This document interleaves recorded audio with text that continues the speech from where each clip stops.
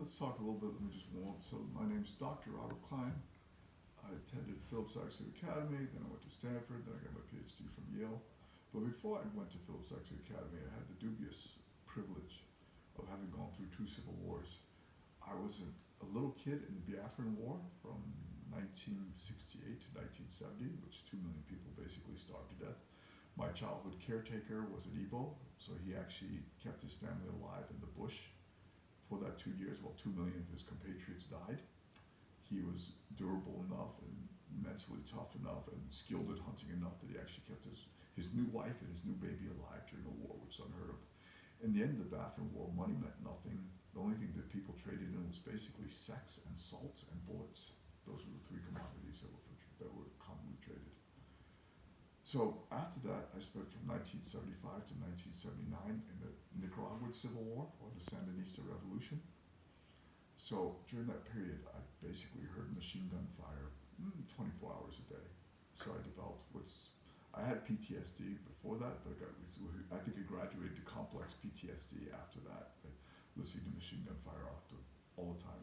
So when I hear about the war in Gaza, one of the things that affects me a lot is like I feel this deep sympathy and terror for the kids, because I remember how scared I was as a 10-year-old, and I think I just had to cope with machine gun fire and hand grenades. I didn't have to deal with 500-pound aerial bombs destroying everything I'd known, killing entire families instantly, just vaporizing them. So, and I guess in short, what I'm trying to tell you is the world is definitely on the wane. And I think I have some of the skills to teach a younger generation how to cope with the world on the wane, because I think in a very tiny way, I've already seen societies collapse. What we're going to see is just a larger scale of what I already saw as a child. If you've gone to Nicaragua in 1975, it was a pretty safe and sane world. All of a sudden, immediately, they shoot this journalist, Chamorro, and immediately it just heats up and you just get this meltdown. So what I got to see was how quickly you could go from normalcy to total war. In the end, in Nicaragua, they were doing aerial bombing, not in my city, but in other cities, in Matagalpa. I was in Managua, which is the capital, but in Matagalpa, Leon, they were dropping their bombs. Like my other caretaker's family's bakery was completely blown up by a bomb. They were using so the idea of Athens meets Sparta is like I never really believed in anything I saw from pretty much 1980. I could see the world was going to fall apart in my lifetime, so I really never really invested heavily in a career or even property or any of these things. I said, this is so impermanent. This isn't going to last. This is all fairy tales for me, because I guess as a child I'd already been imprinted that these things don't last. So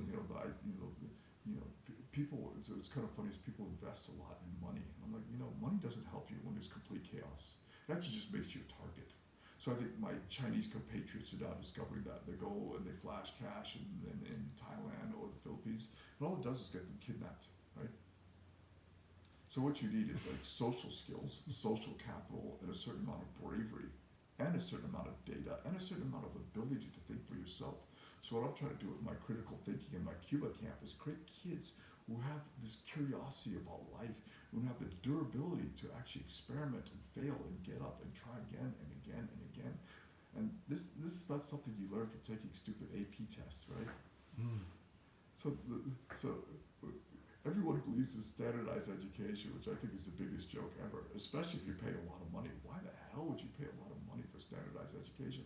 Phillips Exeter Academy, the school I went to, was actually one of the founders of the AP, and they quickly discovered that this was a worthless exam and abandoned it. They were one of the founder schools to use AP. And what they discovered is like, if you have good teachers, why the hell would you have a standardized curriculum? Just to ensure your kids are stupid? Let me put it in the most simple way possible. Creativity and even critical thinking are not efficient, right? They're inherently inefficient. You need thousands of ideas to figure out which 4 or 5 ideas you're going to put together to create the next breakthrough, right? So what is your kid learning? How to efficiently recognize stupid patterns and stupid standardized tests so they can pretend they're intelligent when they get this score, right? But the fact is, your child is not learning how to think. Your child's not learning how to create anything. They're just learning how to play stupid little games. It's basically a video game. How to efficiently, shoot the most bad guys. You think that's thinking? It's nothing. So, tell us about Cuba. Cuba's like God, I'm so happy to have found Cuba. I've spent 10 years of my life in Latin America. I lived in Brazil, I lived in Nicaragua, I lived in Honduras. I spent 10 years of my life in West Africa. I spent about 8 years in Nigeria, about a year and a half in Ghana, and I spent some time in Burkina Faso, right? So for me, Cuba is the perfect blend of West Africa, Central Africa, and Latin America in one place. It's not only super interesting, the most beautiful part about Cuba is I don't need to carry a gun. It's safe. You need a gun in most of Latin America. You definitely need a gun in most of Africa. And I'd say Latin America is actually more dangerous than Africa. Africa, they just rob you. In Latin America, they might rob you, rape you, kill you, torture you. That would only happen in like Congo or some really hardcore war-torn zone where child soldiers. But if you go to Nigeria, someone's just basically going to rob you. So, why do I like Cuba? Because you see people who make so much out of nothing. And these guys, I go to this boxing gym, and this boxing gym goes with like 6 heavy bags. They don't even have speed bags. They don't even have double end bags. They just got a ring and a bunch of heavy bags. And that boxing gym has created a current world champion. That coach has created a current world champion. Yeah. And, and everybody laughs at me. And I said, Aristotle, was like one of the founders of Greek philosophy. And he taught people this in a plaza, right? They didn't even have chairs. There's no chalkboards. There's no video. There's nothing. There's just a guy talking and a bunch of kids who actually wanted to learn. Okay? Yeah. Not pretending to learn, not trying to learn to get into school A or school B. They wanted to learn because they wanted what? Knowledge. Now, if you give me a kid with a high level of curiosity and a kid with a high level of bravery, we might be able to do something. Hence the title, Athens meets Sparta. I need kids who are interested in ideas, but I also need kids that are super emotionally and physically rugged and durable, because that's the world you're going to find yourself in. And conveniently, those are the qualities of the schools they're applying to. Also. Yes, so yeah, that's another point. I think top schools, they'll take kids with a lot of APs, right? They'll take kids with high test scores. But what they really want are kids who actually did something in the world, not predictors of a kid who might do something in the world one day. Those APs and SAT tests, they're proof of what you allegedly might achieve. Well, if you actually achieve something already, then we don't have to worry about what you would allegedly achieve. It's already done. So, for instance, I had a client and she wanted to get into Princeton. And I was like, yeah.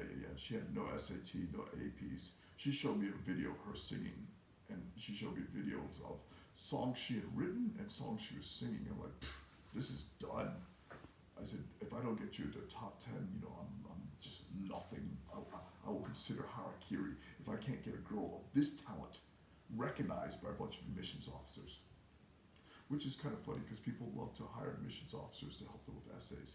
And I'm like, you don't hire music critics to write songs for you. You write songwriters, you write artists, and then once they help you create the song, it's up to you to make the song yours and real and passionate. Okay? So I could give you all the ideas. And I didn't want to do admissions consulting anymore. I want to do life coaching. Because if I do life coaching well, you don't need admissions consultants, right? You have kids that know how to think, know how to put ideas, and are willing to take risks and endure the consequences if they fail. That's what I want to create. A brave kid that isn't hiding behind some stupid brand name.